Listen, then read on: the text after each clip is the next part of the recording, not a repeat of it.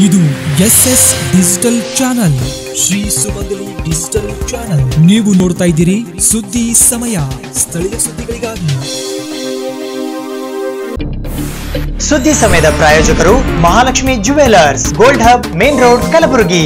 Girish kidney foundation ಮತ್ತು multi speciality ಆಸ್ಪತ್ರೆ, Tahir Mohiuddin building, Jayanagar bus stop ಎದುರುಗಡೆ, ಸ್ವಸ್ತಿಕ್ ನಗರ, ಸೇಡಂ ರಸ್ತೆ, ಕಲಬುರಗಿ.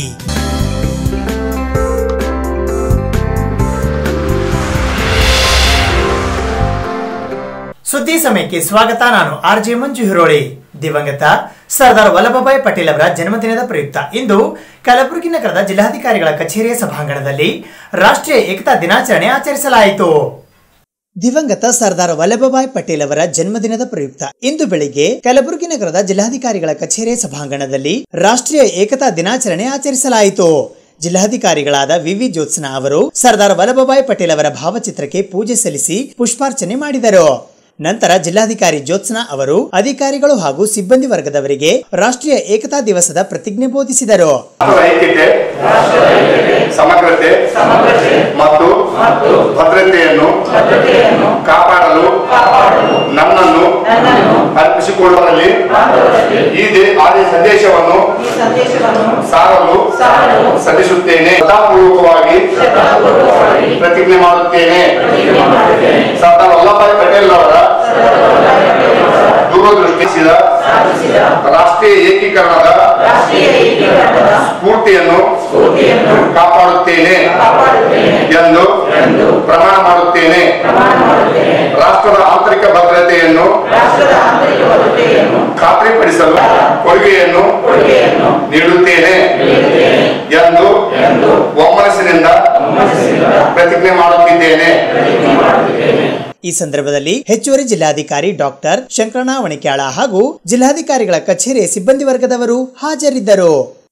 ಕಲಬುರಗಿ ನಗರದ ಸೇಡಂ ರಸ್ತೆಯಲ್ಲಿರುವ ಜಿಲ್ಲಾ ಕಾಂಗ್ರೆಸ್ ಸಮಿತಿ ಕಾರ್ಯಾಲಯದಲ್ಲಿ ಇಂದು ಮಾಜಿ ಪ್ರಧಾನಿ ದಿವಂಗತ ಶ್ರೀ ಇಂದಿರಾ ಗಾಂಧಿ ಅವರ ಪುಣ್ಯಸ್ಮರಣೆ ಮತ್ತು ಉಕ್ಕಿನ ಮನುಷ್ಯ ಸರ್ದಾರ್ ವಲ್ಲಭಭಾಯಿ ಪಟೇಲ್ ಅವರ ಜನ್ಮದಿನವನ್ನು ಆಚರಿಸಲಾಯಿತು.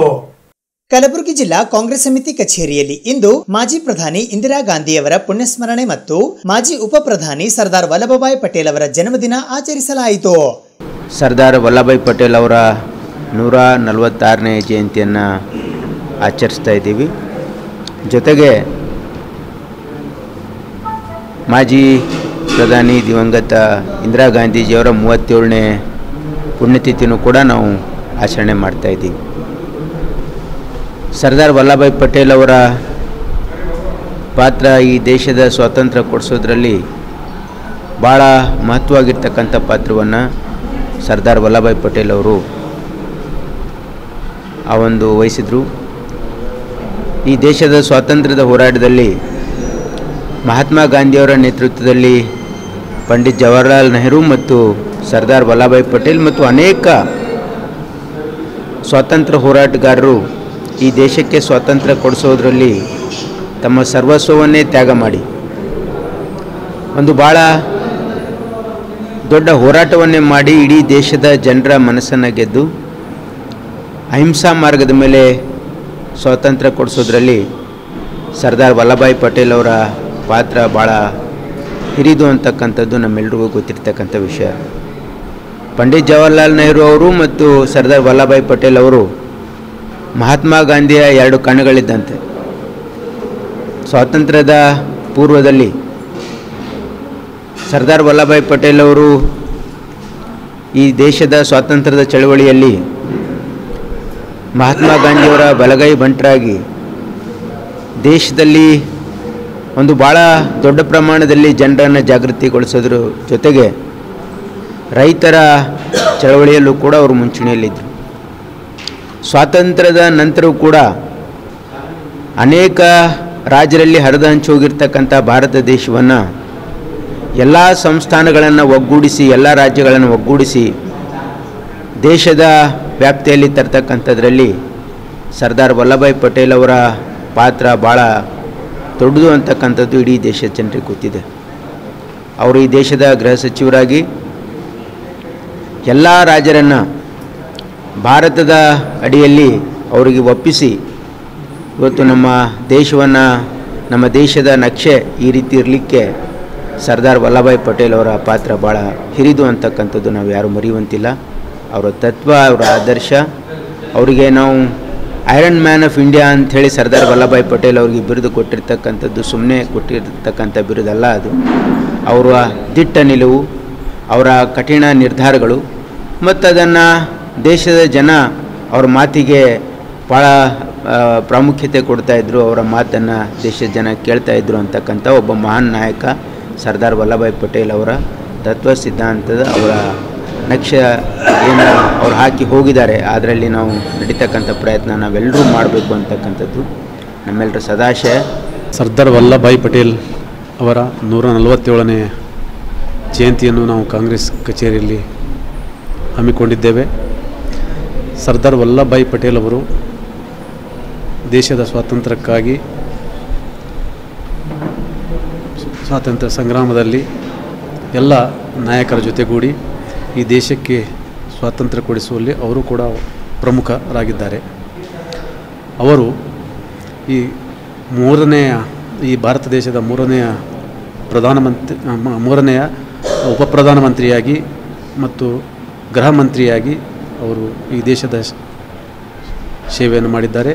ಅವರು ಈ ಭಾರತ ದೇಶ ಒಗ್ಗೂಡಿಸಲಿಕ್ಕೆ ಎಲ್ಲ ರಾಜರುಗಳನ್ನು ಅವರು ಗೃಹ ಮಂತ್ರಿಯಾಗಿದ್ದಾಗ ಎಲ್ಲ ರಾಜರನ್ನು ಒಗ್ಗೂಡಿಸಿ, ಏಕೆಂದರೆ ಕೆಲವು ರಾಜರುಗಳು ಕೂಡ ಒಗ್ಗೂಡಲಿಕ್ಕೆ ಅವರು ರೆಡಿ ಇಲ್ಲದರೂ ಕೂಡ ಅವರು ಫೋರ್ಸೇಬಲ್ ಆಗಿ ವಾರ್ನಿಂಗ್ ಕೊಟ್ಟು ಅವರನ್ನು ಈ ಭಾರತ ದೇಶದಲ್ಲಿ ಒಗ್ಗೂಡಿಸಿ ಈ ಭಾರತ ಒಂದುಗೂಡಲಿಕ್ಕೆ ಮುಖ್ಯ ಕಾರಣರಾಗಿದ್ದಾರೆ ಸರ್ದಾರ್ ವಲ್ಲಭಾಯ್ ಪಟೇಲ್ ಅವರು.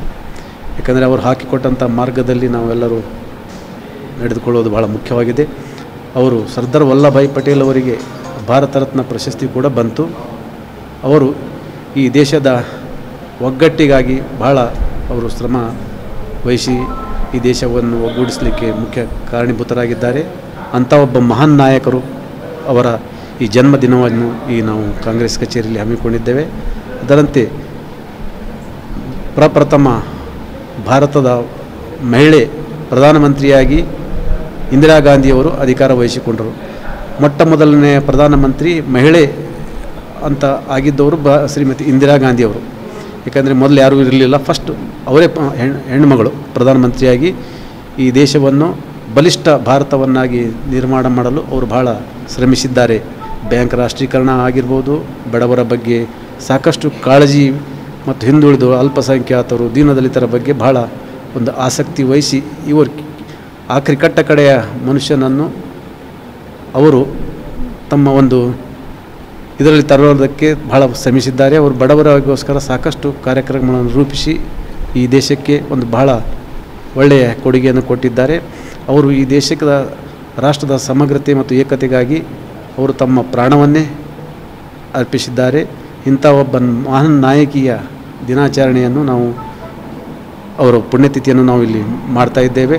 ಈ ಸಂದರ್ಭದಲ್ಲಿ ಪಕ್ಷದ ಜಿಲ್ಲಾಧ್ಯಕ್ಷರಾದ ಜಗದೇವ ಗುತ್ತೇದಾರ, ಮಾಜಿ ಸಚಿವರಾದ ಡಾಕ್ಟರ್ ಶಣಪ್ರಕಾಶ್ ಪಾಟೀಲ, ಮಾಜಿ ವಿಧಾನ ಪರಿಷತ್ನ ಸದಸ್ಯರಾದ ತಿಪ್ಪಣಪ್ಪ ಕಮಕನೂರ, ಅಲ್ಲಮಪ್ರಭು ಪಾಟೀಲ ಸೇರಿದಂತೆ ಇತರರು ಉಪಸ್ಥಿತರಿದ್ದರು. ದೇಶದ ಮೊದಲ ಉಪ ಪ್ರಧಾನಿ ಮತ್ತು ಗೃಹ ಮಂತ್ರಿಗಳಾಗಿದ್ದ ಸರ್ದಾರ್ ವಲ್ಲಭಭಾಯ್ ಪಟೇಲ್ ಅವರ ಜನ್ಮದಿನದ ನಿಮಿತ್ತ ಇಂದು ಕಲಬುರಗಿ ನಗರದ ಸರ್ದಾರ್ ವಲ್ಲಭಭಾಯ್ ಪಟೇಲ್ ವೃತ್ತದಲ್ಲಿ ಇರುವ ಅವರ ಪ್ರತಿಮೆಗೆ ಮಾಲಾರ್ಪಣೆ ಮಾಡಲಾಯಿತು. ಪ್ರಸ್ತುತ ನಮ್ಮ ದೇಶ ಅಖಂಡತೆಯ ರಕ್ಷಣೆಗೆ ಮತ್ತು ದೇಶದ ಸಮಸ್ತ ಜನಮಾನಸದಲ್ಲಿ ರಾಷ್ಟ್ರಾಭಿಮಾನ ಬೆಳೆಸಲು ಸರ್ದಾರ್ ಪಟೇಲರ ತತ್ವ ಸಿದ್ಧಾಂತಗಳಂತೆ ನಡೆಯುವುದು ಅತಿ ಅವಶ್ಯಕವಾಗಿದೆ ಎಂದು ಕಲ್ಯಾಣ ಕರ್ನಾಟಕ ಉತ್ಸವ ಸಮಿತಿಯ ಮುಖಂಡರಾದ ವಿಧಾನ ಪರಿಷತ್ನ ಸದಸ್ಯರಾದ ಶಶಿಲ್ ಜಿ ನಮೋಶಿ ಅವರು ಮತ್ತು ಲಕ್ಷ್ಮಣ ದಸ್ತಿ ಅವರು ಹೇಳಿದ್ದಾರೆ. ಮನುಷ್ಯ ಸರ್ದಾರ್ ವಲ್ಲಭಾಯ್ ಪಟೇಲ್ ಅವರ ಜನ್ಮದಿನ. ಈ ಜನ್ಮದಿನವನ್ನು ನಾವು ಏಕತಾ ದಿವಸ ಅಂಥೇಳಿ ರಾಷ್ಟ್ರದ ಎಲ್ಲ ಭಾಗದಲ್ಲಿ ನಾವು ಆಚರಣೆ ಮಾಡ್ತೀವಿ. ಸರ್ದಾರ್ ವಲ್ಲಭಾಯ್ ಪಟೇಲ್ ಅವರ ಒಂದು ಭಾಳ ಪ್ರಮುಖ ಪಾತ್ರ ಅಂತದಂದರೆ ಈ ರಾಷ್ಟ್ರವನ್ನು ಒಂದುಗೂಡಲಿಕ್ಕೆ ಮಾಡಲಿಕ್ಕೆ ಸುಮಾರು 567 ಪ್ರಿನ್ಸ್ಲಿ ಸ್ಟೇಟ್ಗಳಿದ್ದು ಆ ರಾಜ್ಯ ಮಂಥನ್ಗಳು ಸ್ವತಂತ್ರ ಭಾರತದಲ್ಲಿ ವಿಲೀನ ಆಗಿರಲಿಲ್ಲ. ಅವರಿಗೆ ಎಲ್ಲ ರೀತಿಯ ಅವರಿಗೆ ಹೇಳುವಂಥ ಕೆಲಸ ಅಷ್ಟೇ ಅಲ್ಲ, ಭಾಳ ಜಾಣತನದಿಂದ ಒಂದು ಮಾಡುವಂಥ ಕೆಲಸ ಅವ್ರು ಮಾಡಿದರು.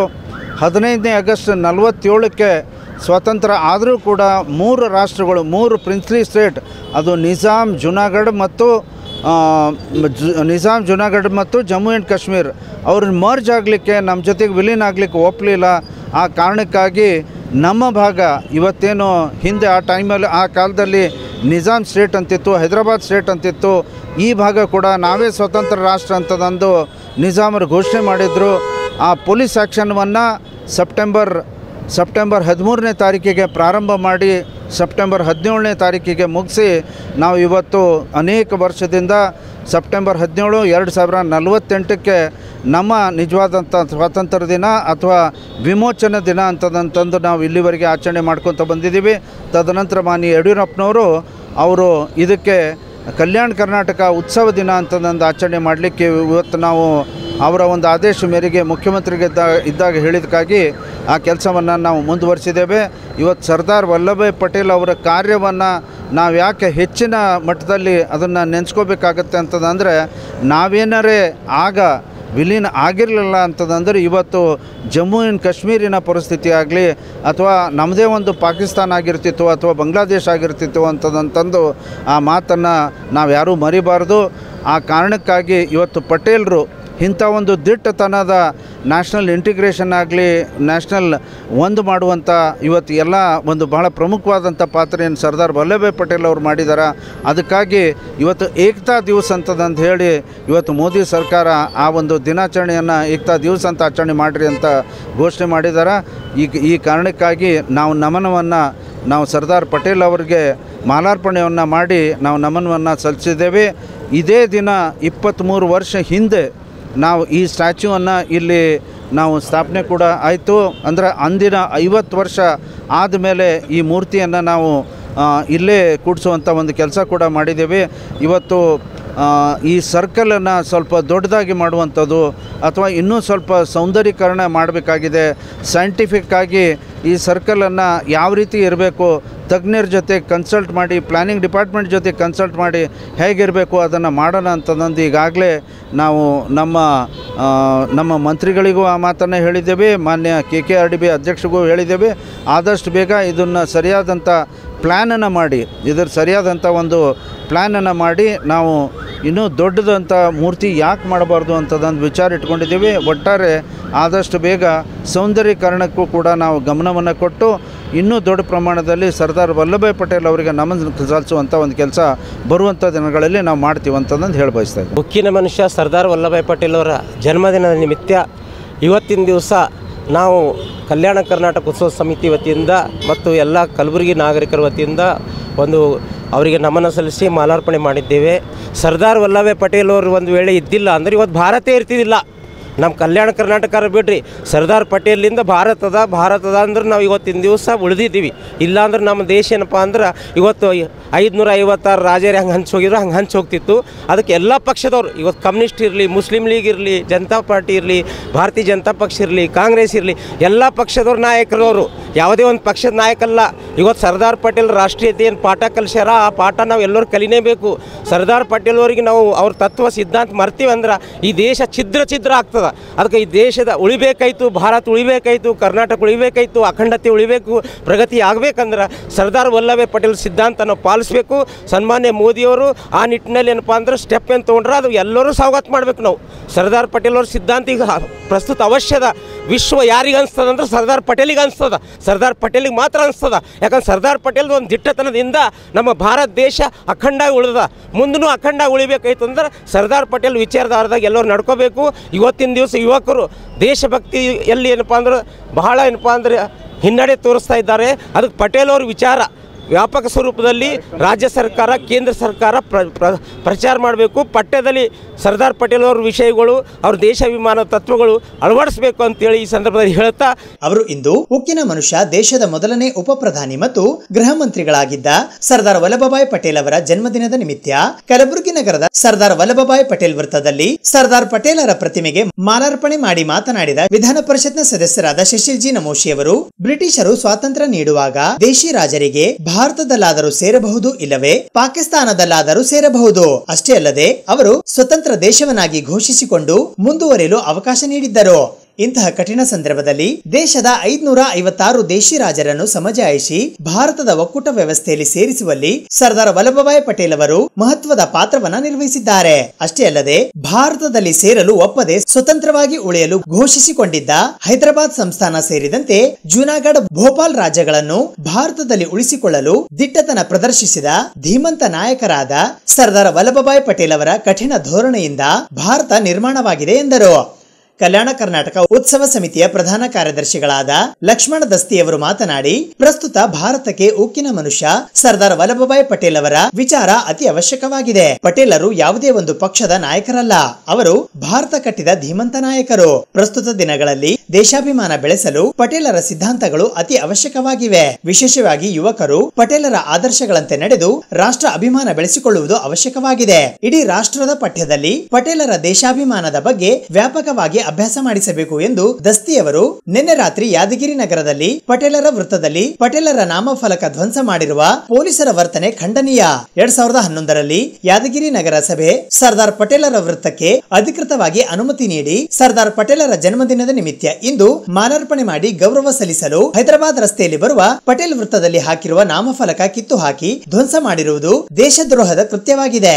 ಇದಕ್ಕೆ ಕಾರಣರಾದ ಅಧಿಕಾರಿಗಳನ್ನು ವಜಾ ಮಾಡಬೇಕು ಎಂದ ಅವರು, ಮುಖ್ಯಮಂತ್ರಿಗಳು ಈ ವಿಷಯವನ್ನು ಗಂಭೀರವಾಗಿ ಪರಿಗಣಿಸಿ ತಕ್ಷಣ ಕ್ರಮ ಕೈಗೊಳ್ಳಬೇಕು ಮತ್ತು ಪಟೇಲ್ ವೃತ್ತಕ್ಕೆ ನಗರಸಭೆಯ ವತಿಯಿಂದ ತಕ್ಷಣ ಸರ್ದಾರ್ ಪಟೇಲರ ನಾಮಫಲಕ ಹಾಕಿಸಬೇಕು ಎಂದು ಒತ್ತಾಯಿಸಿದರು.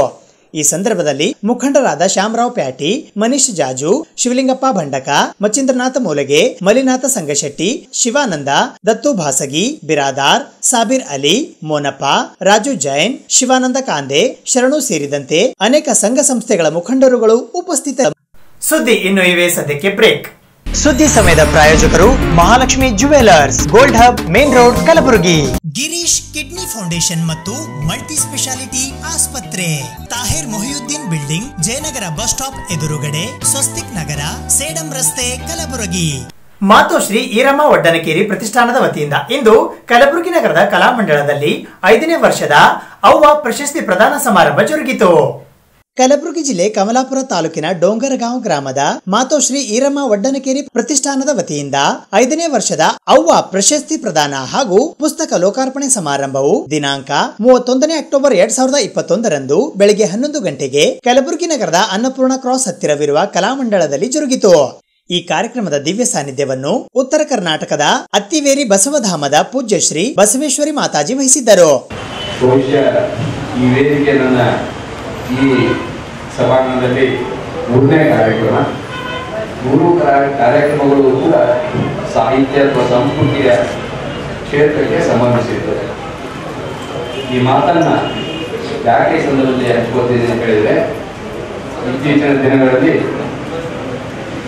ಕಲಬುರಗಿ ಸಾಹಿತ್ಯ ಮತ್ತು ಸಾಂಸ್ಕೃತಿಕ ಕ್ಷೇತ್ರದಲ್ಲಿ ಅಭಿವೃದ್ಧಿ ಹೊಂದುತ್ತಿದೆ, ಶ್ರೀಮಂತವಾಗುತ್ತಿದೆ ಅನ್ನೋದು ಬಹಳ ಸಂತೋಷದ ಸಂಗತಿ. ಈ ರೀತಿಯ ಕಾರ್ಯಕ್ರಮಗಳು ನಾವು ಬಹಳ ಕಡಿಮೆ ಹಿಂದಿನ ದಿನಗಳಲ್ಲಿ ಕಾಣ್ತಾ ಇದ್ದೇವೆ. ಎಲ್ಲೋ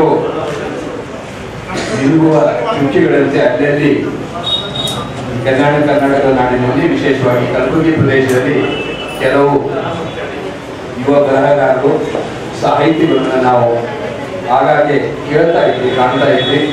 ಹಾಗೂ ಅವರು ಸ್ವೀಕರಿಸುವ ಪ್ರಶಸ್ತಿಗಳು ಬಹುಶಃ ರಾಜ್ಯದ ರಾಜಧಾನಿಯಾದ ಬೆಂಗಳೂರಿನಲ್ಲಿಯೋ ಅಥವಾ ಇನ್ನಾವುದೇ ಹೆಚ್ಚಿನ ಪ್ರತಿಷ್ಠಿತ ನಗರಗಳಲ್ಲಿ ನಾವು ಅದನ್ನು ಕಾಣ್ತಾ ಇದ್ದಿದ್ದು ನನ್ನ ವೈಯಕ್ತಿಕ ಅಭಿಪ್ರಾಯ. ಆದರೆ ಇತ್ತೀಚಿನ ದಿನಗಳಲ್ಲಿ ಈ ಸಾಹಿತ್ಯಿಕ ಕ್ಷೇತ್ರದಲ್ಲಿ, ಸಂಸ್ಕೃತಿಯ ಕ್ಷೇತ್ರದಲ್ಲಿ ಸಾಕಷ್ಟು ಕೃಷಿಯನ್ನು ಮಾಡ್ತಕ್ಕಂಥ, ಸಾಕಷ್ಟು ಕೆಲಸಗಳನ್ನು ಮಾಡ್ತಕ್ಕಂಥವ್ರನ್ನ ಗುರುತಿಸಿ ಅವರಿಗೆ ಒಂದು ರೀತಿಯ ಸನ್ಮಾನವನ್ನು ಮಾಡಿ ಅವರಿಗೆ ಪ್ರೋತ್ಸಾಹವನ್ನು ನೀಡ್ತಕ್ಕಂಥ ಈ ರೀತಿಯ ಸಂಘ ಸಂಸ್ಥೆಗಳು ಹುಟ್ಟಿರುವುದು ಬಹಳ ವಿಶೇಷ ಹಾಗೂ ಅದು ಅಪರೂಪ ಅಂತಕ್ಕಂಥದ್ದು ನನ್ನ ಅಭಿಪ್ರಾಯ. ಈ ನಿಟ್ಟಿನಲ್ಲಿ ಮಾತೋಶ್ರೀ ಈರಮ್ಮ ಒಡ್ಡನಕೇರಿ ಪ್ರತಿಷ್ಠಾನಕ್ಕೆ ನಾನು ಹೃತ್ಪೂರ್ವಕವಾದಂಥ ಅಭಿನಂದನೆಗಳನ್ನು ಸಲ್ಲಿಸೋದಕ್ಕೆ ಇಷ್ಟಪಡ್ತೀನಿ. ಈಗಾಗಲೇ ಅವರು ಸ್ವಾಗತ ಮತ್ತು ಪ್ರಾಸ್ತಾವಿಕವಾಗಿ ಹೇಳಿದ ಹಾಗೆ ಇಡೀ ಒಡ್ಡನಕೇರಿಯ ಕುಟುಂಬ ಇದರಲ್ಲಿ ಇನ್ವಾಲ್ವ್ ಆಗಿದ್ದಾರೆ. ಇಡೀ ಒಡ್ಡನಕೇರಿಯ ಕುಟುಂಬ, ಅವರು ತಂದೆಯವ್ರನ್ನ ನೆನೆಸ್ತಾರೆ, ಅಕ್ಕ ತಂಗಿಯನ್ನ ನೆನೆಸ್ತಾರೆ, ಅಣ್ಣ ತಮ್ಮನ್ನ ನೆನೆಸ್ತಾರೆ, ಮಕ್ಕಳನ್ನ ನೆನೆಸ್ತಾರೆ. ಬಹುಶಃ ಇದು ಒಂದು ಅಪರೂಪದ ಕೆಲಸ, ವಿಶೇಷ ಕೆಲಸ, ಒಂದು ಕುಟುಂಬವನ್ನ ಮಾಡ್ತಾ ಇರ್ತಕ್ಕಂಥದ್ದನ್ನ ಸಾಮಾನ್ಯವಾಗಿ ಕಾಣ್ತೇವೆ. ಸಮಾಜದಲ್ಲಿ ಎಲ್ಲರನ್ನ ಒಟ್ಟಿಗೆ ಸೇರಿಸಿ ಒಂದಿಷ್ಟು ಎಲ್ಲರೂ ತಮ್ಮ ಶ್ರಮವನ್ನು ವಹಿಸಿ ಈ ರೀತಿಯ ಸಭೆ ಸಮಾರಂಭಗಳನ್ನು ಮಾಡೋದನ್ನ ನಾವು ನೋಡ್ತಿರ್ತೇವೆ. ಆದರೆ ಒಂದೇ ಒಂದು ಕುಟುಂಬ ಎಲ್ಲರೂ ಒಟ್ಟಿಗೆ ಸೇರಿ ಈ ರೀತಿಯ ಕಾರ್ಯಕ್ರಮದಲ್ಲಿ ಹಮ್ಮಿಕೊಳ್ತಕ್ಕಂಥದ್ದು ಬಹಳ ವಿಶೇಷವಾದದ್ದು. ಪ್ರಶಸ್ತಿ ಪ್ರದಾನ ಮಾಡಲು ಗುಲ್ಬರ್ಗಾ ವಿಶ್ವವಿದ್ಯಾಲಯ ಕಲಬುರಗಿಯ ಮಾನ್ಯ ಕುಲಪತಿಗಳಾದ ಡಾಕ್ಟರ್ ದಯಾನಂದ ಅಗಸರ ಆಗಮಿಸಿದ್ದರು. ಪುಸ್ತಕ ಲೋಕಾರ್ಪಣೆ ಮಾಡಲು ಗುಲ್ಬರ್ಗಾ ವಿಶ್ವವಿದ್ಯಾಲಯ ಕಲಬುರಗಿಯ ಕಲಾ ನಿಕಾಯದ ಡೀನ್ ಡಾಕ್ಟರ್ ಎಚ್.ಟಿ. ಪೋತೆ ಆಗಮಿಸಿದ್ದರು. ಮುಖ್ಯ ಅತಿಥಿಗಳಾಗಿ ರುದ್ರಾಣಿ ಪಾಟೀಲ ಪ್ರೈವೇಟ್ ಲಿಮಿಟೆಡ್ ಡೋಂಗರ್ಗಾವ್ನ ನಿರ್ದೇಶಕರಾದ ರವೀಂದ್ರ ಮಾಲಿ ಪಾಟೀಲ ಆಗಮಿಸಿದ್ದರು. ಈ ಕಾರ್ಯಕ್ರಮಕ್ಕೆ ಗೌರವ ಅತಿಥಿಗಳಾಗಿ 2021ನೇ ಸಾಲಿನ ಪ್ರಶಸ್ತಿ ಆಯ್ಕೆ ಸಮಿತಿಯ ಅಧ್ಯಕ್ಷರು ಹಾಗೂ ಪ್ರಾಧ್ಯಾಪಕರಾದ ಡಾಕ್ಟರ್ ವಿಜಯಕುಮಾರ್ ಪರುತೆ ಆಗಮಿಸಿದ್ದರು. ಅಧ್ಯಕ್ಷತೆಯನ್ನು ಅಖಿಲ ಭಾರತ ಶರಣ ಸಾಹಿತ್ಯ ಪರಿಷತ್ತು ಬೆಂಗಳೂರಿನ ಹಿರಿಯ ಉಪಾಧ್ಯಕ್ಷರಾದ ಅಪ್ಪಾರಾವ್ ಅಕ್ಕೋಣೆ ವಹಿಸಿದ್ದರು. ಇದೇ ವೇಳೆ ಅವ್ವ ಪ್ರಶಸ್ತಿಯನ್ನು ಬೆಂಗಳೂರಿನ ಉರಿವ ಬೆಂಕಿಗೆ ಮೈಯೆಲ್ಲ ಬಾಯಿ ಕೃತಿಗಾಗಿ ಡಾಕ್ಟರ್ ಪದ್ಮಿನಿ ನಾಗರಾಜು ಮತ್ತು ಕಲಬುರಗಿಯ ಚಿತ್ರ ಚಿಗುರುವ ಹೊತ್ತು ಕೃತಿಗಾಗಿ ಚಾಂದ್ ಪಾಷಾ ಎನ್ಎಸ್ ಇವರಿಗೆ ನೀಡಲಾಯಿತು. ಅದೇ ರೀತಿ ಅವ್ವ ಗೌರವ ಪ್ರಶಸ್ತಿಯನ್ನು ಶಿಕ್ಷಣ ಹಾಗೂ ಇತಿಹಾಸ ಕ್ಷೇತ್ರಕ್ಕಾಗಿ ಪ್ರೊಫೆಸರ್ ಬಿಪಿ ಹೂಗಾರ, ಸಂಗೀತ ಕ್ಷೇತ್ರಕ್ಕಾಗಿ ಸಿದ್ದರಾಮಪ್ಪ ಮೂಲಗೆ, ಶಿಕ್ಷಣ ಹಾಗೂ ಸಂಶೋಧನೆ ಕ್ಷೇತ್ರಕ್ಕಾಗಿ ಡಾಕ್ಟರ್ ಶಾಂತಾ ಅಷ್ಟಿಗೆ ಮತ್ತು ಶಿಲ್ಪಕಲಾ ಕ್ಷೇತ್ರಕ್ಕಾಗಿ ವಿಶ್ವೇಶ್ವರಯ್ಯ ಟಿಎನ್ ಇವರಿಗೆ ವಿತರಿಸಲಾಯಿತು. ಈ ಕಾರ್ಯಕ್ರಮದಲ್ಲಿ ಮಾತೋಶ್ರೀ ಈರಮ್ಮ ವಡ್ಡನಕೇರಿ ಪ್ರತಿಷ್ಠಾನದ ಅಧ್ಯಕ್ಷರಾದ ಡಾಕ್ಟರ್ ಶರಣಬಸಪ್ಪ ವಡ್ಡನಕೇರಿ, ಕಾರ್ಯದರ್ಶಿ ಶ್ವೇತಾ ವಡ್ಡನಕೇರಿ, ಖಜಾಂಚಿಗಳಾದ ಲಕ್ಷ್ಮೀ ಪ್ರತಾಪ್ ಅಂಬಾಡೆ ಹಾಗೂ ಸಂಚಾಲಕರಾದ ಡಾಕ್ಟರ್ ನಾಗಪಾಟಿ ಗೋಗಿ ಸೇರಿದಂತೆ ಇತರೆ ಅನೇಕರು ಉಪಸ್ಥಿತರಿದ್ದರು.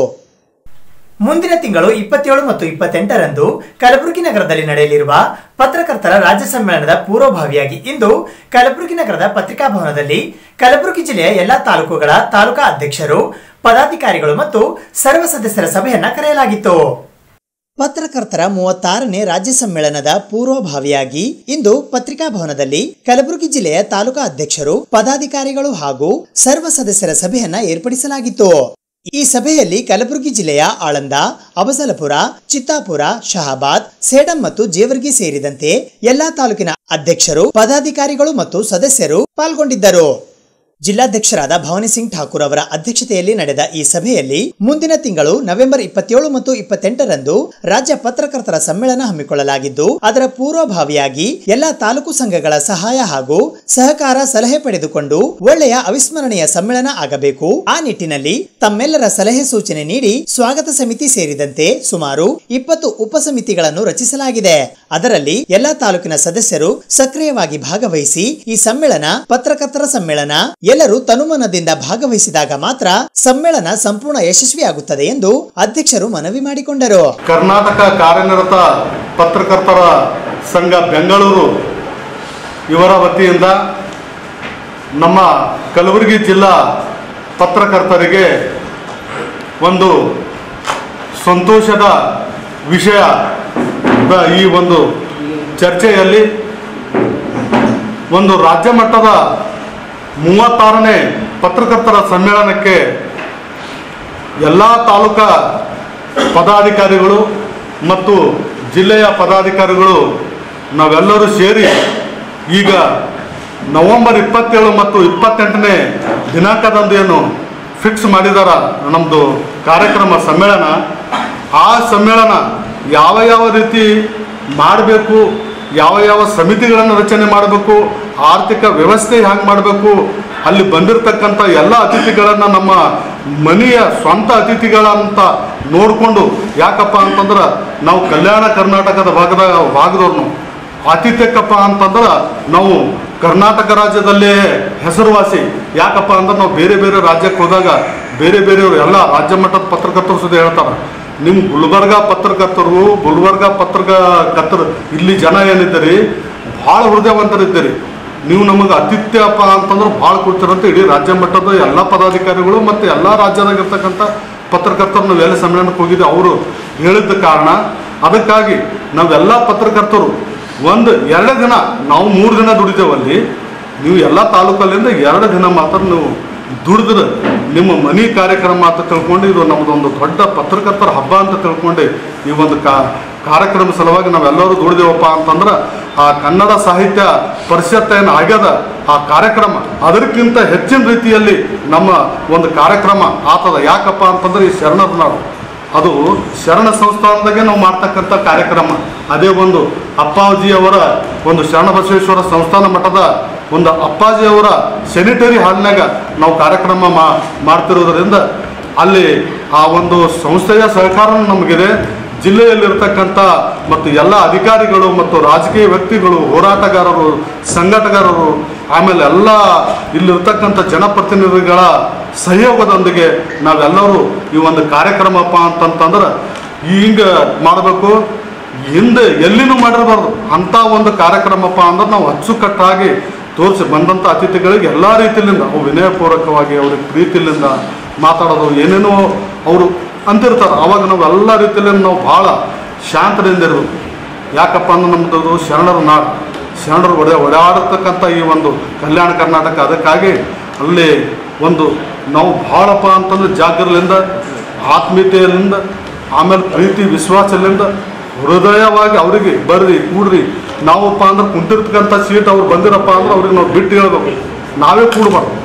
ಅದಕ್ಕಾಗಿ ಈ ಕಾರ್ಯಕ್ರಮಕ್ಕೆ ನಾವು ಪತ್ರಕರ್ತರಲ್ಲದೆ ಪತ್ರಕರ್ತರದ ಏನು ಫ್ಯಾಮ್ಲಿ ನಮ್ದೇನು ಕುಟುಂಬದ ಆ ಕುಟುಂಬನೂ ಕೂಡ ನಾವೆಲ್ಲರೂ ಆ ಪತ್ರಿಕಾ ಸಭೆಗಳನ್ನು ಕರ್ಕೊಂಡು ಬಂದು ಈ ಒಂದು ಕಾರ್ಯಕ್ರಮ ಸಕ್ಸಸ್ ನಾವೆಲ್ಲರೂ ಮಾಡೋಮಂತ ಈ ಒಂದು ಸಂದರ್ಭದಲ್ಲಿ ಹೇಳಿ ತಮ್ಮೆಲ್ಲರಿಗೂ ಈ ಕಾರ್ಯಕ್ರಮಕ್ಕೆ ಬಂದು ಈಗ ಚರ್ಚೆ ಮಾಡಾಸರಿ ಇನ್ನೂ ಕೂಡ ಮುಂದೆ ತಾವು ಚರ್ಚೆ ಮಾಡಿ ಬೇಕಂತ ಈ ಸಂದರ್ಭದಲ್ಲಿ ಹೇಳ್ತೀವಿ. ಆ ಸಮಿತಿದಾಗ ಯಾರು ಜನ ಬರ್ಲಂತಾರ ಯಾರು ಪ್ರವಾಸಕ್ಕೆ ಹೋಗೋರ ಅದೇ ಹೇಳ್ತಾರೆ ಡಿವೈಡ್ ಮಾಡೋದು ಎರಡು ಕಡೆ ಈ ಕಡೆ ಮಾಡಿರ್ತೀವಲ್ಲ. ಸೊ ಯಾರ್ಯಾರು ಬರೋರು ಅವ್ರ ವ್ಯವಸ್ಥೆ ಬಸ್ಸಿನ ವ್ಯವಸ್ಥೆ ಮೇಲೆ ಸಪ್ರೇಟ್ ಮಾಡಿರ್ತೀವಿ. ಆ ವಾಟ್ಸಪ್ನಾಗ ಹಾಕ್ತಾರೆ ನಮ್ಮೂರು ನಾವು ಇಷ್ಟು ಜನ ಬರ್ಲಿಕ್ಕೆ ಕಡೆ ಇದ್ದೀವಿ ಅಂತ ಹೇಳಿ. ಆ ರೀತಿಯಿಂದ ಅವ್ರ ಅಂಕಿ ಸಂಖ್ಯೆ ಗೊತ್ತಾಗ್ತದೆ. ಅದ್ರ ಮೇಲೆ ನಾವು ವ್ಯವಸ್ಥೆ ಮಾಡೋದಂತ ಯಾವ ತರದಲ್ಲಿ ಪ್ರವಾಸ ಸ್ಥಳಗಳು ಅವ್ರ ತರದಲ್ಲಿ ಹೋಗುದು. ಹಾ ಗಣಾಪುರ ಬಂದು ಗಣಾಪುರ ಮಧ್ಯಾಹ್ನ ಊಟ ಅಲ್ಲೇ ದತ್ತನಗುಡಿಗೆ ಈ ಕಡೆ ಸನ್ನತಿಯಲ್ಲಿ ಹೋಗ್ತು ಎಲ್ಲ ಕಡೆ ಹೋಗ್ತು ಎಲ್ಲ ಹೋಗ್ತೆ ಮಧ್ಯಾಹ್ನ ಊಟ ಅಲ್ಲಿ ಮುಂಚೆನೆ 3 ಪ್ಲೇಸ್ ಮುಗಿಸ್ಕೊಂಡು ಮಧ್ಯಾಹ್ನ ಊಟ ಅಲ್ಲಿಗೆ ಬರೋದು. ನಿಮ್ಗೆ ಸಿಟಿಗೆ ಹೆಂಗೆ ಊಟ ಮಾಡಿದ್ರೆ ಹಳ್ಳಿಯಾಗ ಒಂದು ತಾಲೂಕಿನಾಗ ಊಟ ಮಾಡಿಸ್ಲಿಕ್ಕೆ ಒಂದೇ ದಿವಸದ ಸಂಬಳ ಯೂಶಲಿ 2 ಕಡೆ ಆಗ್ತಿತ್ತು, 2 ದಿವಸ ಆಗ್ತಿತ್ತು. ಸೊ ಈ ಕೋವಿಡ್ ಇರೋದ್ರಿಂದ 1 ದಿವಸದ ಸಂಬಳ ಮಾಡ್ತಾ ಇದ್ದೀವಿ. ಅವರು ಒನ್ ಡೇ ಬರೋರು 1 ದಿವಸ ರಾತ್ರಿ ಬಂದಿರ್ತಾರೆ. ಅವ್ರಿಗೆ ಒಂದು ಬೇರೆ ಬೇರೆ ಊರಿನ ಅವ್ರಿಗೆ ಊಟದ ವ್ಯವಸ್ಥೆ ಅದೊಂದು ವ್ಯವಸ್ಥೆ ಆಗಬೇಕು. 1 ದಿವಸ ಬೆಳಗ್ಗೆ ಅವ್ರಿಗೊಂದು ಟಿಫಿನು, ಮಧ್ಯಾಹ್ನ ರಿಜಿಸ್ಟ್ರೇಷನ್ ಆಗ್ತಿರ್ತದೆ, ಮಧ್ಯಾಹ್ನ ಒಂದು ಊಟ, ಸಾಯಂಕಾಲ ಒಂದು ಸ್ನ್ಯಾಕ್ಸು, ಸಾಯಂಕಾಲ ಒಂದು ರಾತ್ರಿ ಊಟ, ಮರುದಿವಸ ಒಂದು ಪ್ರವಾಸ. ಇಷ್ಟ ಅಂದ್ರೆ ಅದಕ್ಕೆ 1 ದಿವಸ ಅಂದ್ರೂ ನಮ್ಗೆ 3 ದಿವಸ ಆಗ್ತದೆ ಲೆಕ್ಕ. ಹೌದಾ? 3 ದಿವಸ ಅಂತ ಹಿಡಿದಿರುತ್ತೆ. 1 ದಿವಸ ಬಿಫೋರ, 1 ದಿವಸ ಮರುದಿವಸ. ಸೊ ಇಷ್ಟು ಸಮ್ಮೇಳನದ ಕಾರ್ಯರೂಪ ಮಾಡ್ಕೊಂಡಿದ್ದದ ತಮ್ಮ ಗಮನಕ್ಕೆ ಇರಲಿಲ್ಲ. ಆ ನಿಟ್ಟಿನಲ್ಲಿ ನಾವು ಕಾರ್ಯಪ್ರವೃತ್ತರ ಆಗಬೇಕು. ಗಾರ್ಗಾಪುರ ಇನ್ನೊಂದು ಈಗ ಸಂಗತಿ ಅಥವಾ ಟೀಕಾಚಾರ ಮಳಖೇಡ ಎಡೆ ಉತ್ತರಾದಿ ಮಟ್ಟದ ಇರ್ತಾವ. ಆ ರೀತಿಯಿಂದ ನೋಡ್ಕೊಂಡ್ ಕಸಿಂದ ಟೈಮ್ ಅದಕ್ಕೆ ನಿಮಗೆ ಅಂದ್ರೆ ಆ ಟೈಮ್ನಾಗ ಎಷ್ಟು ನೋಡ್ಲಿಕ್ಕೆ ಸಾಧ್ಯ ಅದ. ಕಲಬುರಗಿಯಿಂದ ಇವ್ರು ಊರಂತ ನೋಡ್ತಾರ. ಖಾಜಾ ಬಂದಿರೋ ದರ್ಗಾ, ಬುಧವಾರ ಶಂಬಸಪೇಶ್ವರ ದರ್ಶನ ಮಾಡ್ಕೊಂಡು ಈ ಟೂರ್ ಪ್ರೋಗ್ರಾಮ್ ಇರ್ತದ. ಅಷ್ಟರಲ್ಲೇ ಮುಗಪ್ಲೆ ಎಷ್ಟಾಗ್ತಾವ ಅಷ್ಟು ಅಡ್ಜಸ್ಟ್ ಮಾಡ್ಕೊಸಿಂದ ಪ್ಲಾನ್ ಮಾಡೋಣ. ಅದೇ ಈ ಪ್ಲಾನ್ ಮಾಡೋಣ. ಅವ್ರು 8 ಜನ ಬರ್ತಾರೆ ಏನಿಲ್ಲ. ಆಮೇಲೆ ಅವ್ರಿಗೆ ಹೊಲಕ್ ಮಾಡ್ತಾರೆ. ನಾವ್ ಏನ್ ಮಾಡೀವಿ, ಸ್ಕೂಲ್ ಬಸ್ಗಳು ಹೇಳ್ಬೇಕಲ್ಲತ್ತೀವಿ. ಸಣ್ಣ 20 ಜನ. ಯಾಕಂದ್ರೆ ಹೆಚ್ಚು ಜನ ಗೌರ್ಮೆಂಟ್ ಬಸ್ ಆದ್ರೂ ಕೆಲವರು ಹೇಳಿದ್ರು KSRTC ಬಸ್ ಹೆವಿ ಅಥವಾ ಟರ್ನಿಂಗ್ ಆಗಲ್ಲ. ಅದಕ್ಕೆ ನಾವು ಸ್ಕೂಲ್ ಬಸ್ಗಳು 20-25 ಜನ ಇಡಂತಾವು. ಎಷ್ಟು ಗಾಡಿ ಆಗ್ತಾವ ಅಷ್ಟು ಜನಕ್ಕೆ ಹಳ್ಳ್ಯಾಗ ಟರ್ನಿಂಗ್ ಇರ್ಲಿಕ್ಕೂ ಈಸಿ ಆಗ್ತಾವ.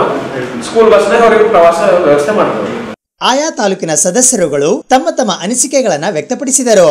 ರಾಜ್ಯ ಕಾರ್ಯಕಾರಿ ಸಮಿತಿಯ ಸದಸ್ಯರಾದ ದೇವೇಂದ್ರಪ್ಪ ಕಪನೂರ್, ಗ್ರಾಮೀಣ ಉಪಾಧ್ಯಕ್ಷರಾದ ಗುರುಬಸಪ್ಪ ಸಜ್ಜನ ಶೆಟ್ಟಿ, ಗ್ರಾಮೀಣ ಕಾರ್ಯದರ್ಶಿ ವೀರೇಂದ್ರ ಕೊಲ್ಲೂರು, ರಾಜ್ಯ ಸಮಿತಿಯ ಸದಸ್ಯರಾದ ಹನುಮಂತರಾವ್ ಭೈರಾಮಡ್ಗಿ, ಖಜಾಂಚಿ ರಾಜು ದೇಶ್ಮುಖ್, ಮಾಜಿ ಅಧ್ಯಕ್ಷರಾದ ಬಾಬುರಾವ್ ಯಡ್ರಾಮಿ ಸೇರಿದಂತೆ ಜಿಲ್ಲೆಯ ಪದಾಧಿಕಾರಿಗಳು, ತಾಲೂಕಿನ ಪದಾಧಿಕಾರಿಗಳು ಹಾಗೂ ಸದಸ್ಯರು ಈ ಸಭೆಯಲ್ಲಿ ಭಾಗವಹಿಸಿದ್ದರು. ಎಲ್ಲರೂ ಒಕ್ಕೊರಲಿನಿಂದ ಇದು ನಮ್ಮ ಭಾಗದ ಪ್ರತಿಷ್ಠೆಯ ಸಮ್ಮೇಳನ, ಎಲ್ಲರೂ ಒಗ್ಗಟ್ಟಾಗಿ ಒಮ್ಮತದಿಂದ ಸಮ್ಮೇಳನವನ್ನ ಯಶಸ್ವಿಗೊಳಿಸುತ್ತಾರೆ ಎಂದು ತಮ್ಮ ಸಲಹೆ ಸೂಚನೆ ನೀಡಿದರು. ಗುರುಬಸಪ್ಪ ಸಜ್ಜನ ಶೆಟ್ಟಿ ಎಲ್ಲರನ್ನು ಸ್ವಾಗತಿಸಿದರು. ಅಧ್ಯಕ್ಷರಾದ ಭವಾನಿ ಸಿಂಗ್ ಠಾಕೂರ್ ವಂದಿಸಿದರು.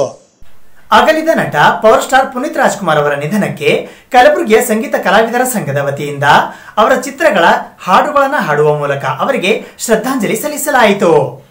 ಅಗಲಿದ ನಟ ಪವರ್ ಸ್ಟಾರ್ ಪುನೀತ್ ನಿಧನಕ್ಕೆ ಕಲಬುರಗಿಯ ಸಂಗೀತ ಕಲಾವಿದರ ಸಂಘದಿಂದ ಶ್ರದ್ಧಾಂಜಲಿ ಸಲ್ಲಿಸಲಾಯಿತು. ವೆಂಕಟೇಶ ನಗರದ ಬಳಿ ಏರ್ಪಡಿಸಿದ್ದ ಸಭೆಗೆ ಪಾಲಿಕೆ ಸದಸ್ಯರಾದ ಮಲ್ಲು ಉದನೂರ್ ಮೇಣದ ಬತ್ತಿ ಬೆಳಗಿಸುವ ಮೂಲಕ ನಮನ ಸಲ್ಲಿಸಿದರು. ಇದೇ ವೇಳೆ ಪುನೀತ್ ಅಭಿನಯದ ಸಿನಿಮಾ ಹಾಡುಗಳ ಗೀತ ನಮನ ಕಾರ್ಯಕ್ರಮ ಜರುಗಿತು. ಗಾಯಕರಾದ ಮಧು ಮಲ್ಲಾಬಾದಿ, ರಾಜು ಹಾಗೂ ಪತ್ರಕರ್ತರಾದ ಗೋಪಿ ಕುಲಕರ್ಣಿಯವರು ಗಾಯನ ನಡೆಸಿಕೊಟ್ಟರು.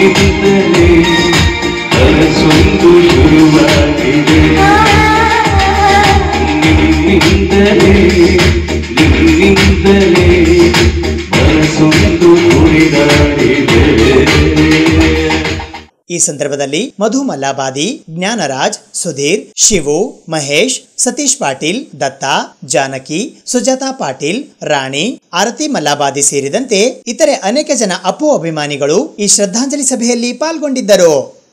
ಕಲಬುರಗಿ ನಗರದ ಶ್ರದ್ಧಾ ಮಾಲ್ ಬಿಗ್ ಬಜಾರ್ನಲ್ಲಿ ಕರ್ನಾಟಕ ಕ್ಷತ್ರಿಯ ಒಕ್ಕೂಟದ ರಾಜ್ಯಾಧ್ಯಕ್ಷರಾದ ಉದಯ್ ಸಿಂಗ್ ಅವರ ಅಧ್ಯಕ್ಷತೆಯಲ್ಲಿ ಸಭೆಯನ್ನ ಕರೆಯಲಾಗಿತ್ತು. ದಿನಾಂಕ 30 ಅಕ್ಟೋಬರ್ 2021ರಂದು ಕರ್ನಾಟಕ ಕ್ಷತ್ರಿಯ ಒಕ್ಕೂಟದ ವತಿಯಿಂದ ಕಲಬುರಗಿ ನಗರದ ಶ್ರದ್ಧಾ ಮಾಲ್ ಬಿಗ್ ಬಜಾರ್ನಲ್ಲಿ ಸಭೆಯನ್ನು ರಾಜ್ಯಾಧ್ಯಕ್ಷರಾದ ಉದಯ್ ಸಿಂಗ್ ಅವರ ಅಧ್ಯಕ್ಷತೆಯಲ್ಲಿ ನಡೆಸಲಾಯಿತು. ಈ ಸಂದರ್ಭದಲ್ಲಿ ಮಾತನಾಡಿದ ರಾಜ್ಯಾಧ್ಯಕ್ಷರಾದ ಉದಯ್ ಸಿಂಗ್ ಮತ್ತು ವಿಧಾನ ಪರಿಷತ್ನ ಸದಸ್ಯರಾದ ವಿಜಯ್ ಧರ್ಮ್ ಸಿಂಗ್ ಅವರು ಮಾತನಾಡಿ, ಕರ್ನಾಟಕ ಕ್ಷತ್ರಿಯ ಒಕ್ಕೂಟ ಎಲ್ಲಾ ಕ್ಷತ್ರಿಯ ಸಮಾಜವನ್ನ ಒಗ್ಗಟ್ಟುಗೊಳಿಸುವುದಕ್ಕೆ ಒತ್ತು ನೀಡುತ್ತದೆ ಎಂದರು. 36 ಒಳಪಂಗಡಗಳು ಸೇರಿ ಒಂದು ಕ್ಷತ್ರಿಯ ಸಮಾಜ, ಒಂದು ಬಲಿಷ್ಠ ಸಮಾಜ ಆದರೆ ಎಲ್ಲಾ ಸಮಾಜದ ತುಕಡಿಯ ನಮ್ಮ ಸಮಾಜಕ್ಕೆ ಒಂದು ಬೆಲೆ ಬರುತ್ತದೆ. ಆದ್ದರಿಂದ ಎಲ್ಲರೂ ಒಂದುಗೂಡಿ ನಮ್ಮ ಶಕ್ತಿ ಸಂಖ್ಯಾಬಲ ತೋರಿಸೋಣ ಎಂದು ಸಭೆಯಲ್ಲಿ ಪ್ರಸ್ತಾವನೆ ಸಲ್ಲಿಸಿದರು. ಈ ನಿಟ್ಟಿನಲ್ಲಿ ನಮ್ಮ ಶಕ್ತಿ ಪ್ರದರ್ಶಿಸಿ ನಮ್ಮ ಅಧಿಕಾರ ನಾವು ಪಡೆದುಕೊಳ್ಳೋಣ. ಯಾರ ಮನೆ ಎದುರು ಹೋಗಿ ನಾವು ಕೈ ಚಾಚುವ ಕೆಲಸ ಮಾಡುವುದು ಬೇಡ. ನಾವೇ ನಮ್ಮ ಕೆಲಸಗಳನ್ನು ಮಾಡುವ ಶಕ್ತಿ ನಮ್ಮಲ್ಲಿದೆ. ಅದನ್ನು ಬಳಸಿಕೊಂಡು ನಾವು ಬದಲಾಗೋಣ ಎಂದು ಕರೆ ನೀಡಿದರು. ಇದೇ ಸಂದರ್ಭದಲ್ಲಿ ಇತ್ತೀಚೆಗೆ ನಡೆದ ಕಲಬುರಗಿ ಮಹಾನಗರ ಪಾಲಿಕೆಯ ಚುನಾವಣೆಯಲ್ಲಿ ಆಯ್ಕೆಯಾದ ಕ್ಷತ್ರಿಯ ಸಮಾಜದ ಮೇಘನಾ ಮಂಜುನಾಥ್ ಕಳಸ್ಕರ್ ಇವರಿಗೆ ಸನ್ಮಾನಿಸಿ ಗೌರವಿಸಲಾಯಿತು. ಈ ಸಭೆಯಲ್ಲಿ ಕಲ್ಯಾಣ ಕರ್ನಾಟಕದ ಸಂಯೋಜಕರಾದ ರಮೇಶ್ ನವಲೆ, ಕಲಬುರಗಿ ಜಿಲ್ಲಾಧ್ಯಕ್ಷರಾದ ಮಾಣಿಕರಾವ್ ಪವಾರ್, ಕಲಬುರಗಿ ನಗರ ಅಧ್ಯಕ್ಷರಾದ ಮಾರುತಿ ಪವಾರ್, ಕಾರ್ಯದರ್ಶಿಗಳಾದ ಅನಿಲ್ ಕಳಸ್ಕರ್, ರಾಜೇಂದ್ರ ಕಟಾರೆ, ಜಿಲ್ಲಾ ಮಹಿಳಾ ಮೋರ್ಚಾದ ಅಧ್ಯಕ್ಷರಾದ ಅನಿತಾ ಟಿಪ್ಪಣ್ಣಿ ರಂಗದಾಳ್, ಯುವ ಮೋರ್ಚಾದ ಅಧ್ಯಕ್ಷರಾದ ಪ್ರಮೋದ್ ತಿವಾರಿ, ಪ್ರತಾಪ್ ಸಿಂಗ್ ತಿವಾರಿ ಸೇರಿದಂತೆ ಕ್ಷತ್ರಿಯ ಸಮಾಜದ ಅನೇಕ ಬಂಧು ಭಗಿನಿಯರು ಭಾಗವಹಿಸಿದ್ದರು.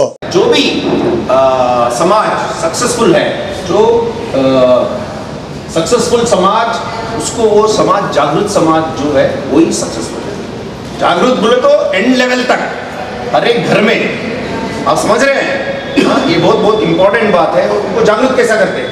ऐसे हमारे जैसे संगठन वगैरह रहते हैं, बहुत लोगों को समझता नहीं है क्या होता है जागृत का मतलब क्या होता है. वो डीपली उनको जाके समझाना है. कैसा समझाना है? बहुत मेहनत का काम है. ठीक है, आज हमारे पास लोग हैं, हम कितने लोग हैं, क्या है उनके, हमारे को सोचने की ज़रूरत नहीं है. 1 रहने दो, 10 रहने दो, 100 रहने दो. पहले उठना है. आप हर एक आदमी जो यहाँ पर आया है, एक वीक में 1 दिन या 4 घंटे या 5 घंटे ऐसा देना ज़रूरी है. सबसे कीमती आपका पैसा वैसा कुछ नहीं चाहिए हमको आपका वक्त चाहिए. अगर आप वक्त देना शुरू करेंगे, ऑटोमेटिक सब संगठन स्ट्रांग होना शुरू हो जाएगा, है ना. पैसा वैसा वो बात नेक्स्ट है. पहले हमारे को सबसे कीमती चीज़ आपका चाहते हैं, क्या बोलूँ, आपका वक्त. आप वक्त देना है। सभी लोग जो यहाँ पर आए हैं, मैं उनसे हाथ जोड़ के विनती करता हूँ, आप अपना वक्त दीजिए संगठन के लिए, और ये जोड़ने का काम है, हाँ, ये तोड़ने का नहीं है। तो इसमें इसको आप बोले ना पॉलिटिकल वगैरह, हमको किसको फिक्र नहीं है, इसको भी हमको आंसर करने का ज़रूरत नहीं है। इस कोई भी पूछा तो हाँ हमारा समाज है, हमारा संगठन है, हम काम कर रहे हैं, है ना, ये तो खुली बात है, उसमें दो राय नहीं है। साहब बोल रहे थे तो मैं उनको भी बताया, उनको मालूम है ऑलरेडी, लेकिन भी तो मेरे को क्या ये नहीं है, कहीं अगर बड़े फंक्शन में भी हम हमारे उदय सिंह साहब और हम लोग सब पिछले साल मार्च में बहुत बड़ा एक समावेश करना, आपके नेतृत्व में करना बोल के प्लान करे थे हम लोग। तो इसीलिए मैं क्या बोलता हूँ आप लोगों को, आप लोग फिर से वही है बात, सिर्फ जागृत होना है, जागरूक होना है, कौन अपना है कौन पराया है ये मालूम रहना, ये बहुत इंपॉर्टेंट बात है। फिर तुम गलत लीडर को फॉलो करे बोले तो वो तुम्हारे को गलत रास्ते लेके जाता है ना। अब क्या हो गया, अब चुप एक कौन से भी पार्टी को नाम नहीं देते हुए अब ब्लाइंडली डाल रहे हैं, तो हमारे को भी डालते हैं। हाँ, मैं कांग्रेस पार्टी का हूँ, हमारे पार्टी को भी बहुत लोग देखे बिना डालते हैं, है ना, वो भी सही है बोल के बोलता नहीं, लेकिन अब जो हो रहा है दूसरों को भी डाल रहे हैं वो भी सही नहीं है। तो जब ये वक्त, और एक बात क्या है बोले तो सबसे बात ये जागरूक होना है, ये होना है, सब करेक्ट है, लेकिन सबसे इंपॉर्टेंट बात इसका है टाइम। जब टाइम आता है तब करेक्ट डिसीजन लेना। तुम टाइम जाने के बाद, हमारे पास भी बहुत लोग आते हैं, हाँ सर हम गलती करें, हाँ ठीक है भाई गलती करें बोले तो रोज ये 5 साल बोलना पड़ता और दूसरा कुछ नहीं है ना। 5 साल आप लोग क्या गलती करें उसका भुगतने का ये क्या, 5 साल में एक बार आता है, तो 5 साल में जब आता है फिर 5 साल तक सफर करना पड़ता। कौन सफर करते हैं? फिर आप लोग ही करते हैं, पब्लिक, है ना। इसीलिए किसी के बारे में भी रहने दो, कौन से भी पार्टी के लिए रहने दो, क्या भी रहने दो, आप लोग दया करके जागृत रहिए। मैं एक बात आपको कहना चाहता हूँ गुलबर्गे के लोगों को, कितने लोग देखे वो प्रोसेशन मुझे नहीं मालूम। एक मराठा लाख मराठा का एक प्रोसेशन महाराष्ट्र में हर जिले में निकला, तो महाराष्ट्र के बॉर्डर कर्नाटक में भी कई जिले में निकला, गुलबर्गे में ही निकला था। उस एक मराठा लाख मराठा में जो प्रोसेशन था वो ऑर्गेनाइज करने में हमारे डिस्ट्रिक्ट प्रेसिडेंट का उसके अंदर बहुत बड़ा रोल था। मैं उसका आई विटनेस हूँ। और वो इतने लोग थे, हमको खुद को यकीन नहीं हो रहा था कि गुलबर्गे में इतने क्षत्रिय और इतने मराठा है। वो प्रोसेशन में तो इधर जगत सर्कल में आया, तो अभी सुपर मार्केट का चौक है, उतना ऐसा प्रोसेशन था। तो एक समाज मिलके, जहाँ पे विल पावर रहता है, एक समाज मिलके वैसा कर सकते हैं। तो यहाँ पे गुलबर्गे में जो क्षत्रिय वकूट है, 38 समाज 39 समाज आज हो गए, उसमें 15 समाज के लोग गुलबर्गे में हैं, उस 36-37 में। तो हम चाहे तो क्या नहीं कर सकते। एक बार हमको स्ट्रेंथ बताना बहुत ज़रूरी है, क्योंकि दूसरों के आंखें खोलने के लिए हमको कम से कम ये स्ट्रेंथ बताना ज़रूरी है। यहाँ पे एक बीजेपी के बहुत बड़े नेता के साथ दौरे पे आया था मैं, सब लोग बोले उदय सिंह बीजेपी में चला गया, बीजेपी का है बोल के। 15 दिन पहले हाथगल में गया था मैं, अरे ये 15 दिन पहले 2 महीना पहले बीजेपी के साथ घूम रहे, अभी कांग्रेस में क्या चले गए बोल के बोल रहा था। ना मैं कांग्रेस में हूँ ना बीजेपी हूँ, मैं क्षत्रिय के लिए हूँ। मेरा पूरा जिंदगी क्षत्रिय के लिए जाएगा, मरते दम तक क्षत्रिय के लिए मैं काम करूंगा। वहां मैं गया, वहां जाके देखा हमारे लड़के लोग हमारे इस समाज के कैंडिडेट के अगेंस्ट में झंडा लेके घूम रहे थे, हमारे ही भाई के खिलाफ में झंडा लेके घूम रहे थे। मैं उनके घर को गया, ये तो क्या कर रहे हैं भाई? नहीं साहब, हमें पार्टी का ये रे, कौन सा पार्टी रे? वो लिंगायत कैंडिडेट खड़ा हुआ, पार्टी की सर पूरा लिंगायत एकजुट हो गए। जब लिंगायत अपना जात पहचान रहा है, गुरबा अपना जात पहचान रहा है, वकलिका अपना जात पहचान रहा है, मुस्लिम अपना जात पहचान रहे हैं, सब अपना जात पहचान रहे हैं। तुमको जात नहीं क्या क्षत्रियों को? तुम कैशलेस हो क्या? इतना तो मत गिरो, इतना तो मत गिरो कम से कम। सबका यही कहना है कि पूरे क्षत्रिय समाज का स्ट्रेंथ दिखाना है। या जितने भी कर्नाटक में एक मराठा लाख मराठा का उसमें ग्रास रूट लेवल से मैं काम किया हूँ। जो मेरा विश्वास है मैं ये कह सकता हूँ अगर 2 महीने हम सब लोग मिलके काम करें तो गुलबर्गा में कम से कम 1 लाख से भी ज़्यादा, वो 1 मराठा था, हम 70,000 लोगों को जमा किए थे। अगर 2 महीने आप लोग साथ दीजिए, 2 महीने में मैं बताता हूँ अगर प्रोग्राम डाल के कम काम किए तो कम से कम 1 लाख के ऊपर लोगों को अपन गैदर कर सकते हैं। अपना जो मैसेज जिसको भी पहुँचाना है पहुँच जाएगा। कर्नाटक वकुफ क्षत्रिय के कुछ तो एक दिन आप तय कीजिए, उस दिन ओनली गुलबर्गा ही नहीं पूरे कर्नाटक में एक बड़ी रैली होनी चाहिए। हम कितना भी यहाँ पर गैदर हो जाएंगे, कितने भी बातें करेंगे, कितना भी बोलेंगे, मगर ये बाहर तक जाना बहुत मुश्किल है। आम लोगों के कान के ऊपर जाना कि क्षत्रिय की ताकत कितनी है, ये ताकत हमारे को बाहर मैदान में ही मिलेंगी। 4 दीवारों के अंदर एसी में बैठ के हम ये ताकत नहीं बता सकते। हमारे को ताकत बताने के लिए बाहर जाना ही पड़ेगा।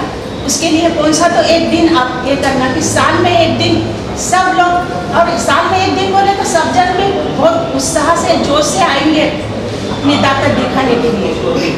मैं इतना आपको सजेशन, आप जो बैठे हैं यहाँ मंच पर, मैं सबको ही सजेशन देना चाहती हूँ। इसलिए समय उधर अदर देवदार है 36 है। हाँ, स्ट्रैटेजिक कौन सा है थोड़ा तो अच्छा रहता है, उनको भी हम बुलाने का नहीं। वो आपको लिस्ट दे देंगे हम। हाँ, पूरा लिस्ट ही दे देंगे, है ना। ऐसे सोचेंगे तो हम सोशल मीडिया पे प्रेजेंस ज़्यादा बना करके, अभी एसएस के समाज है तो वहाँ पे कितने कास्ट आते हैं लिख करके लगा करके, अभी मुझे पता नहीं रहता कि मैं क्षत्रिय हूँ क्या नहीं, क्योंकि घर में बता ही नहीं रहते कि हमारा भी क्षत्रिय के अंदर आता है करके। अब वहाँ पे जाके देखने से हमें पता चल जाता। और भैया जी बोल रहे थे कि संख्या बल क्या है, उसके अंदर हम सोशल मीडिया पे बनाने से क्या होगा, जिसको इंटरेस्टेड है उसे शेयर करने से हर बार आकर के 15 दिन में एक दिन देख पाएंगे समय, लेकिन पता नहीं चलता कि भाई ये क्षत्रिय है कि नहीं है। कम्युनिटी के जो भी मंदिर है या कल्याण मंडप है, वो सभी कल्याण मंडप या मंदिर के बारे में बोर्ड लगना चाहिए कि केओ के अंडर कितने कास्ट आते हैं। तो यहाँ पे गुलबर्गा में 18-19 जो भी सब कम्युनिटी है तो सबको पता चलता जाता है कि ये केकेओ का प्रेजेंस भी समझ में आता है और सबको लगता है अरे ये भी हमारा मंदिर है, ये भी हमारा मंदिर। टाइम का नहीं सोचो, मैं खाली हूँ भाई, मेरा ग्रुप में नाम डाल, मेरे साथ 4 लोगों का नाम डाल, और पैसा है जो भी है वो हम लगाते हैं। सिर्फ एक एरिया डिवाइड करके और 4 ग्रुप को बनाओ और चारों दिशाओं में फैलते, वहाँ पे जाके हमारे को काम करना है। अगर हम एक साथ और सीधा बोलेंगे मराठा समाज, भावसार समाज, और सीधा और घुस गए राजपूत गली में और कौन मिलेंगे, हाँ चलो भाई हमारे ठीक है टाटा भाई भाई वही हो। सुबह से मैं उदय सिंह को सुन रहा था, कोर कमेटी मीटिंग में 2 चीज़ को ध्यान दिया। एक, अपना खुद का पावर बढ़ाओ, दूसरा समय। या मैं एक ही चीज़ में बोलना चाहता हूँ, तो मैं आपसे सवाल पूछता हूँ तमाम लोगों से कि भाई केके को हम कितना समय खर्च कर, जब तक हमें समय खर्च नहीं करते मुझे लगता है केके को हम उतना आगे नहीं आ सकते। कृपया आप सबसे विनंती है। ಇದು ಇವತ್ತಿನ ಸುದ್ದಿ ಸಮಯ. ಸ್ಥಳೀಯ ಸುದ್ದಿಗಳಿಗಾಗಿ ನೋಡ್ತಾ ಇರಿ ಸುದ್ದಿ ಸಮಯ. ಸುದ್ದಿ ಸಮಯದ ಲೇಟೆಸ್ಟ್ ಅಪ್ಡೇಟ್ಗಾಗಿ ಯೂಟ್ಯೂಬ್ ನಲ್ಲಿ ಸುದ್ದಿ ಸಮಯ ಕಲಬುರಗಿ ಅಂತ ಸರ್ಚ್ ಮಾಡಿ ಸಬ್ಸ್ಕ್ರೈಬ್ ಮಾಡಿ. ಫೇಸ್ಬುಕ್ ನಲ್ಲಿ ಸುದ್ದಿ ಸಮಯ ಕಲಬುರಗಿ ಪೇಜ್ ಅನ್ನು ಲೈಕ್ ಮಾಡಿ. ಇದು ಎಸ್ಎಸ್ ಡಿಜಿಟಲ್ ಚಾನಲ್, ಶ್ರೀ ಸುಮಂಗಲಿ ಡಿಜಿಟಲ್ ಚಾನಲ್. ನೀವು ನೋಡ್ತಾ ಇದ್ದೀರಿ ಸುದ್ದಿ ಸಮಯ, ಸ್ಥಳೀಯ ಸುದ್ದಿಗಳಿಗಾಗಿ. ಸುದ್ದಿ ಸಮಯದ ಪ್ರಾಯೋಜಕರು Mahalakshmi jewellers, gold hub, main road, Kalaburagi. Girish kidney foundation ಮತ್ತು ಮಲ್ಟಿ ಸ್ಪೆಷಾಲಿಟಿ ಆಸ್ಪತ್ರೆ, Tahir Mohiuddin building, Jayanagar bus stop ಎದುರುಗಡೆ, ಸ್ವಸ್ತಿಕ್ ನಗರ, ಸೇಡಂ ರಸ್ತೆ, ಕಲಬುರಗಿ.